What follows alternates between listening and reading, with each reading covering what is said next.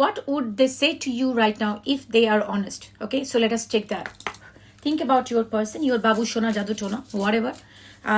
So think about them and let us see what they want to say to you. Before I do that, if you want to book a paid private reading, email me at divinemothersguidance@gmail.com. Scam or steal my video and make fake profile. That shit is not me. I will never follow you offering a DM reading in any fucking profile, in any platform.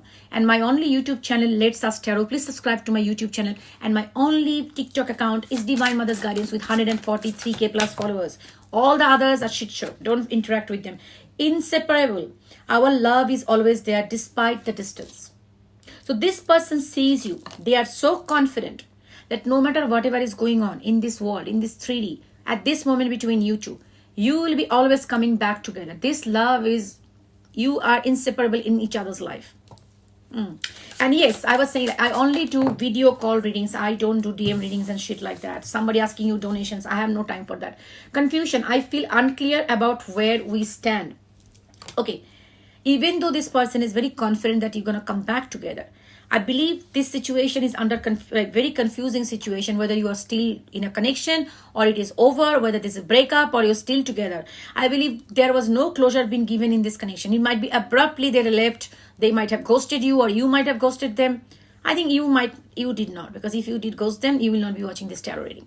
So they might have ghosted you, gave you no contact and things like that. Now this person is not sure whether you are still waiting for them or you moved on. So this is very confusing for this person, okay?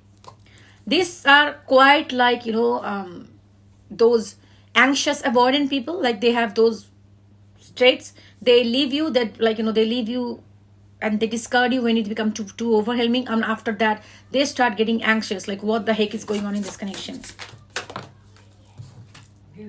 Overwhelmed. The stress from this is draining me. So I think this person is feeling pretty overwhelmed and drained because they are not sure where they are standing, whether they should move on, whether they should come back, because I think you are not giving any clear sign to them. They are trying to find out a sign from you, like, are you still there or you moved on? But I think you are nowhere you are showing anything, like it's gone or it's there. You don't any kind of I think you are probably quite frustrated with the situation, and that's why you are just moving on with your life. You probably don't know what to show and what to say.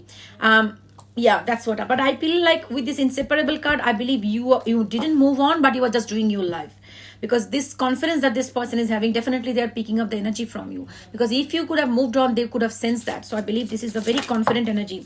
They know that you are not moving on. You are just doing your life. Ego. I let my pride get on the ego or the way of our connection. This person might be very highly in ego. As you understand, these cards are saying that they probably left you because of the ego and they are not coming back. That can be the factor. That they left you, now their ego is holding them back. They know they're missing you. They know where they are standing. They don't have any idea about it, but they can't come forward because their ego is very high. Hope. I have not given up on us yet. So they know. They know there is hope. They know this connection is not over. Disagreements. I wish you understood how I feel. Okay. Might be something happened where they are feeling like you didn't understand their perspective. That is a disagreement, whatever happened. You probably didn't understand their side. That's what they're trying to tell you. Like, I wish you could have understood my side. Secrets. All right. I have not told you everything. So I think this person did hide something from you. Okay. The other day I used this card, this secret card came up. So in a couple of days reading, I'm doing a lot of sensing, like 7 of Swords, this secret. So I think in the collective that I'm talking to, it's more likely their person, they did hide something from you. I don't think it is with a bad intention too, even though, because this person is very dedicated to you. With this card, it can see, they love you. But they did hide something, maybe to avoid some kind of conflict, they might have disclosed it later on to you. They were holding on to something, some kind of secret with a high, like not a bad intention. That's what I'm feeling like. Oh, what the heck? Unsatisfied. I was not happy the way things were going. Okay. So it can be that the situation become too overwhelming for this person. It can be because they kept a secret, you found out, and being avoidant. This is very typical avoidant traits I'm picking up from them. So if they're avoidant, they can't deal with conflict. So whatever you picked up that they were lied to you, that become very intense and they ran away. They could not deal with that because they knew that if they have to discuss that with you, it will be too much to deal with, and they could not process that emotionally that time, and they feel totally the nervous system of them like went cuckoo bananas. So they just had to run to avoid that conflict. So with time, this person will slowly process what they have done and what the mistake and how it could have hurt you. I think you need to give this person some time. I think they need some space. Give them some space. Do not try to contact this person because they know that you are there and you know that they will be coming back to you.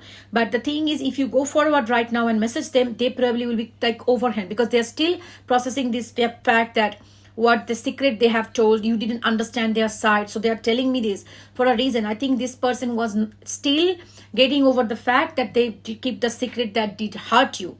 Okay, so I think this person not yet ready for that, to confess that or face that fact. Sabotage. I mess up good things in my life sometimes. They might have a lot of self-sabotaging behaviors because of this. It's very typical avoidant attachment style. They push people away who love them the most, or they love them the most. Okay. If an avoidant push you away, you might be thinking, how can they leave me? They love me, but how can they leave me? That is what it is. When the love becomes too intense, they get scared because they associate this love with some uncertainty or anxiety. They feel like, I never faced this kind of emotions for anyone, so it is not safe for me. I rather run away. This is too much. I can't deal with this. Why I'm feeling so intense for this person? This is not familiar. I never learned to deal with this kind of situation. I always like suppress my emotion all the time, surface level. But what is this happening here? This is too intense. This person is like, I'm loving them too much. I don't know how to deal with this emotion. I don't know how to take it forward. So this is what it is. The avoidant leaving you doesn't really mean that they don't love you. It means that they love you, even like, that's even crazy sounding. But the avoidance leave you when it becomes too intense. They feel too intense connection with you. That also happens. And they push you away. Conversation, I want to call you and hear your voice. And bottom of the deck, self-love. I'm still trying to heal. With these cards, I will tell you this person really thinking about communicating with you. But I believe you need to give them some time because they are still healing. They are still trying to love themselves, because I think this self-sabotaging behavior and lack of self-love is something this person always deals. And that's why they don't have a strong belief system about themselves, confidence about themselves. They feel somewhere they are not good enough or worthy enough for you. That's why they push you away.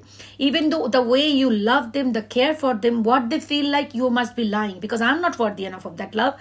Why this person is showing me so much love? Nobody in before did show me this much love. Why this is showing? They might be fake. So these kind of people always project that onto you because deep inside they feel they are fake. They are not good enough. They are not worthy enough. So that's why they can't trust your love. And when they start loving you, that becomes too intense for them. Too intense for them. So they run away. That's a very much self-sabotaging behavior, but they do it. Okay. So avoidant people suck in this department of love. Even though they want love, they will really want connection.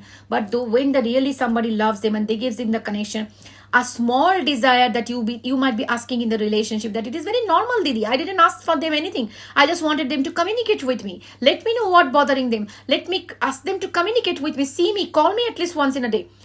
For you, what is the bare minimum? This can be overwhelming for the avoidance. Avoidance don't like commitment. They don't like to give you commitment. Even this regular call, even this continuous message, these are commitment from them. They don't want that to happen. They don't like it. They feel like that is actually taking away my freedom. But they don't understand because they don't have a healthy concept of love and connection. What happens with these people, like when you try something which is natural, which is healthy, which is a very bare minimum in the relationship, when you ask that from them, they feel like, oh, this person is taking away my liberty. They are trying to put me chained down into a rules and regulations. And I don't want to be in that situation, and then they run away. So even though they miss you, even though they feel terrible, even though they want and long for you, they will still leave you because that's where in their mind works. Like, oh my gosh, they're trying to tie me down in this. I don't want to be like that. So this is not good. This is not something I can do. This person wants too much. I cannot give them. Even though that it's not a bare minimum. I know. I know it better than you, I would say. So I would say these people, like even it is a bare minimum you are asking for, they feel like you are asking too much because they don't have a healthy concept of relationship. They didn't even learn.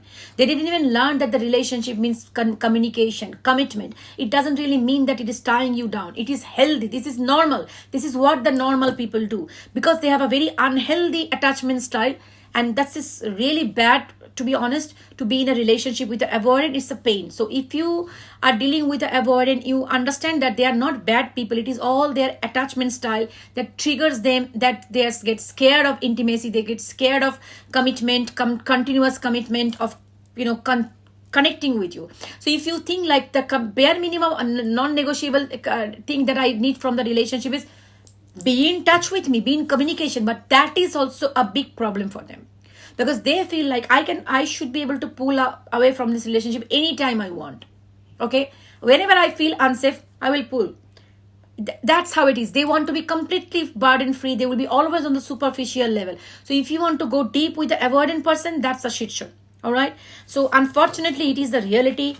So avoidance, that's sad, but these people can get over this if they go to therapy and they accept, or even not going to the therapy, if they understand that this is my attachment style, they understand that, and they can learn resources online that how not to get deactivated, how to cope and deal with a healthy relationship, how to be in a healthy relationship.